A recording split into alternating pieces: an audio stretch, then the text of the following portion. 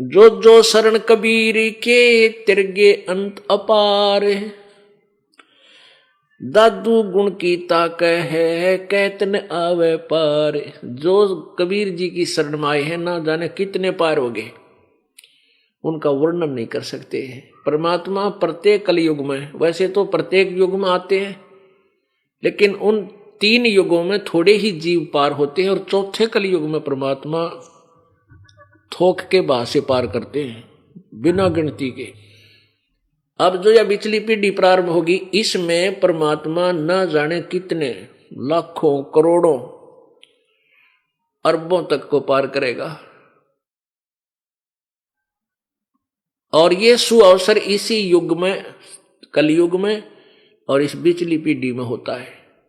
कुछ हजारों वर्षों तक ये ज्ञान चलेगा। हजारों वर्षों तक जो भी पुण्यात्मा परमात्मा की प्यारी होंगी, उनका जन्म आप पुण्यात्माओं के घर में अच्छी आत्माओं का होगा। वो पिछले पुण्यकर्मी प्राणी आएंगे, आपको भी कोई कष्ट नहीं होने देंगे, उनके कर्म इतने अच्छे होंगे। और फिर वो भक्ति करके अपना पार हो जाएंगे। हजारों वर्षों के बाद फिर नास्तिकता फिर पनपेगी, लोग दुष्ट हो जाएंगे।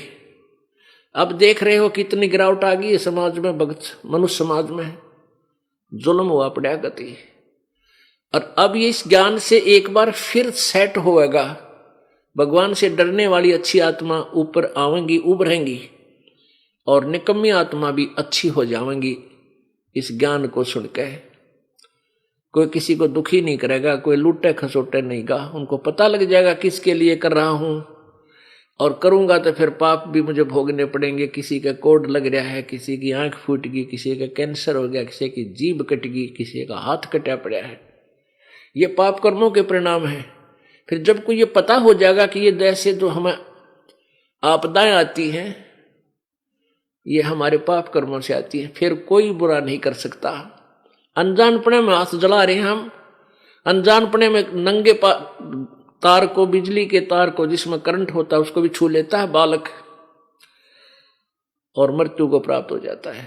और जब वो बड़ा होता है, समझदार होता है, उसको ज्ञान होता है कि इसमें भयंकर बिजली है, नंगे तार को आप भी हाथ नहीं लगाता और दूसरों को भी नहीं लगाने देता, दूर से आवाज लगाता कि इसके निकट ना जाना, इसमें बिजली है, मर जाओगे।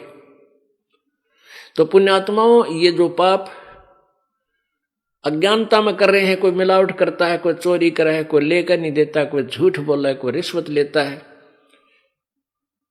ऐसे ऐसे जुल्म कर रहे हैं, कोई दहेज मांगता है, परेशान करता है किसी दूसरे को। और जो जिसके अधीन है, जैसे पत्नी अधीन है पति कर, वो अपनी पत्नी को तंग करता है तो पाप का भागी होता है। ऐसे ही जो जिसके अधीन है, वो तगड़ा आदमी नीचे वालों को परेशान करता है, उसको बहुत बुरा हाल होता है। तो फिर हमने डर लगेगा कि आत्मा परमात्मा की है और इनको हम दुखी करेंगे तो प्रभु हमसे नाराज हो जाएगा, क्योंकि उसके बालक हैं ये उस धनी के बच्चे हैं। धनी के बच्चों को कोई तंग करता है तो उसकी फिर शात आया करे, उसकी खूब पिटाई करता है वो, तो फिर हमने डर लगेगा, फिर हम गलती नहीं करेंगे।